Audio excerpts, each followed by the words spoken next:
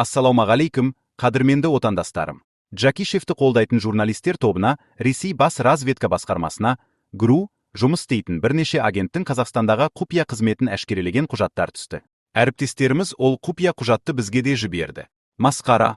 Бұл жазбаларда агенттер бүркеншік зерттеу институтын құру арқылы Қазақстанда ресейшіл пропаганда жүргізу және қазақ элитасын Мәскеумен серіктестікке тарту жоспары жайлы баяндаған.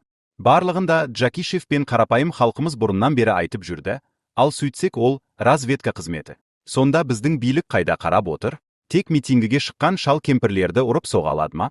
Сұмдық.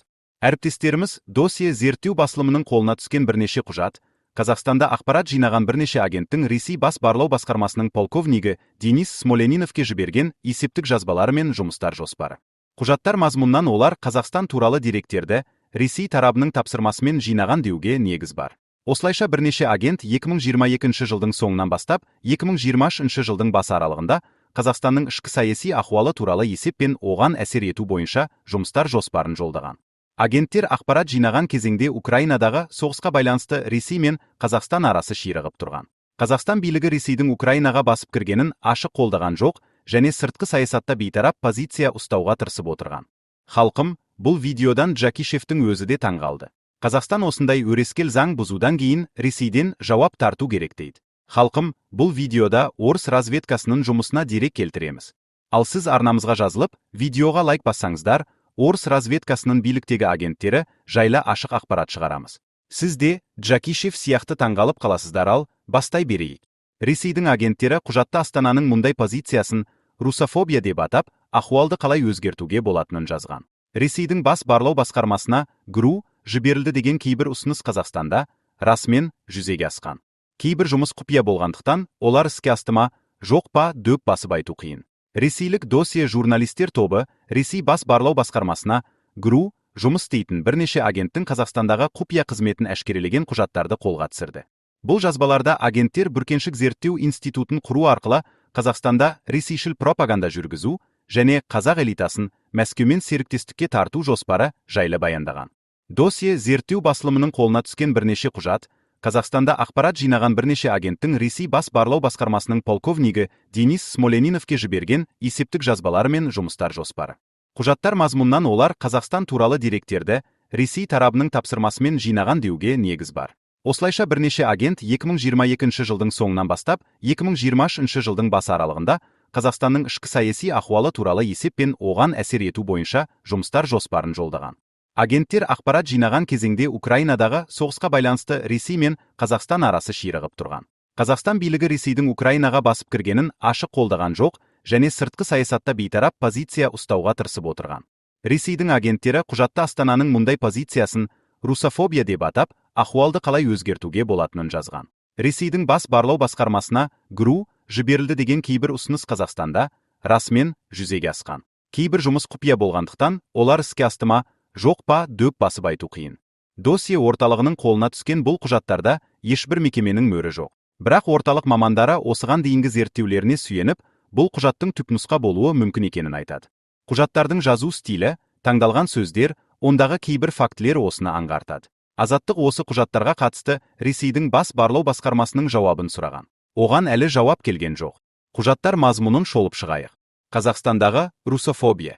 Қазақстан Республикасындағы ахуал деген 4 бетті құжатта Ресей агенттері Қазақстанның ішкі және сыртқы саясаттағы бағытын сипаттайды. Құжатта Ресейдің назары Украинадағы арнайы әскери операцияға ауғанын пайдаланғысы келетін ақш бастаған батыс елдері орталық Азияны Ресей ықпалынан шығаруға күш салып жатыр деп жазылған.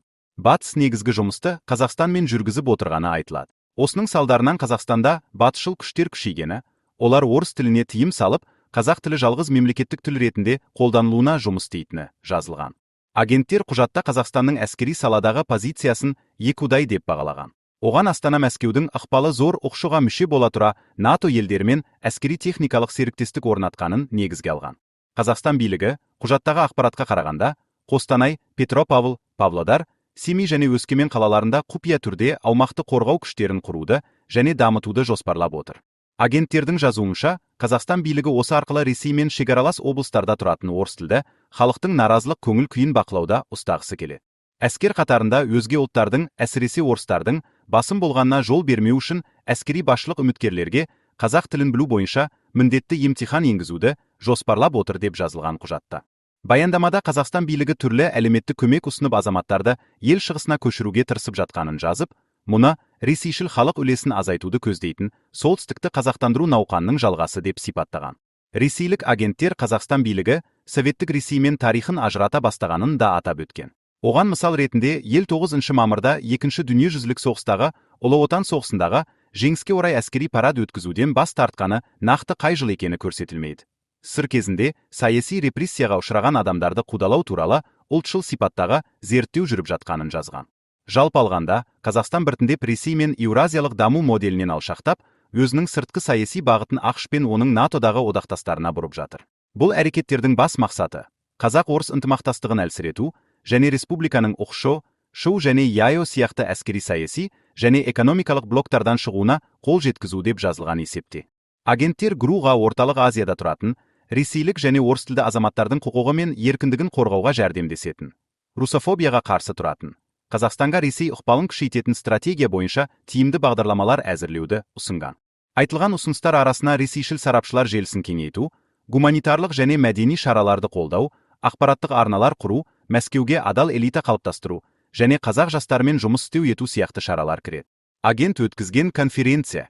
Ресей агенттерінің құжаттарында жоспарланған кейбір шаралар Қазақстанда өткізілгеніне ашық дереккөзде айғақтар табуға болады. Агенттер ГРУ-ға Алматыда Украина соғысының орталық Азиядағы жаңғырығы атты конференция өтетінін хабарлап, онда не айтылатынын сипаттап, ендігі бір құжатта жиыннан соң есепте берген. Сарапшылар қатысқан талқы 2023 жылы мамырда өткен. Жобаның жалпы бюджеті $15,000 деп көрсетілген. Бұл ақша конференцияны ұйымдастыруға $14,000 және жиын туралы мақалалар жариялауға $5,000 жұмсалған. Конференцияға Ресей, Қазақстан, Қырғызстан, Өзбекстан мен Германиядан келген 20-дан аса сарапшы қатысқан. Құжатта қатысатын сарапшының әрбіріне $500 төленетіні жазылған. Жоспар бойынша қаламақы алған сарапшылар өңірдің қауіпсіздігіне тек Ресей кепілдік бере деген риториканы таратуы керек. 3 сағаттан аса уақытқа жалғасқан жиында расымен ресейшіл риторика көп айтылды. Сарапшылар Ресейді орталық Азия елдерінің сенімді серіктесі деп сипаттайды. Экономикалық, энергетикалық және тарихи байланыстарды алға тартып, өңірдегі елдерге Мәскеумен тығыз қарым-қатынасты сақтау тиімді екені дәлелдеуге тырысады. Кейбір маман батыс санкциялары Ресейге әсер етпегенін, керісінше Еуропаның өзін қиын жағдайға түсіргенін айтады. Бұл Ресейдің тұрақты және сенімді әріптес ретіндегі бейнесін күшейтеді. Орталық Азия қазіргі жағдайда шет аймақ емес, керісінше геосаяси бәсекелестік жүріп жатқан маңызды өңір ретінде көрсетіледі. Сондықтан Қазақстан, Қырғызстан, Өзбекстан, Тәжікстан мен Түркменстан Мәскеудің жағында болуға тиіс деген риторика айтылады.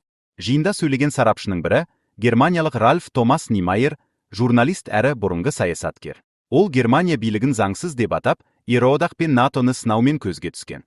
Нимайер бірнеше рет Ресейге барып, өзін альтернативті канцлер ретінде таныстырып, ресейлік медиада белсенді түрде пікір айтып жүр. Кейбір сарапшылар оны Кремльдің ақпараттық саясатын жүргізетін белсенді деп қарастырады.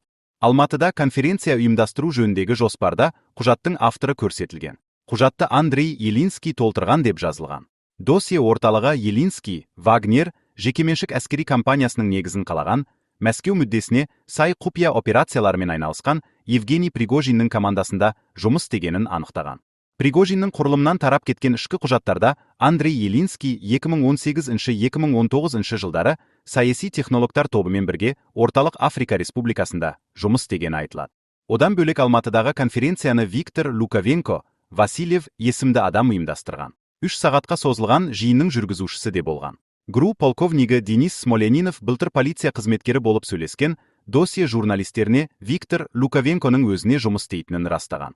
Қазір ол Қырғызстанда қамауда отыр. Оны биыл сәуірде Бішкек полициясы азаматтарды соғысқа тарту бабымен күдікті ретінде ұстап, 17 маусымға дейін бұлтартпау шарасы ретінде қамауда қалдырған. Бұған дейін бірнеше басылымның зерттеуінде Виктор Васильев те Пригожинге тиесілі құрылымдарда істеп, ресейшіл агент ретінде құпия операциялар жүргізгені әшкере болған. Халқым, бүгінге осы. Ұмытпаңыздар, сіз арнамызға жазылып, видеоға лайк бассаңыздар, орыс разведкасының биліктегі агенттері жайлы ашық ақпарат шығарамыз. Сіз де Джакишев сияқты таңғалып қаласыздар, қош болыңыз.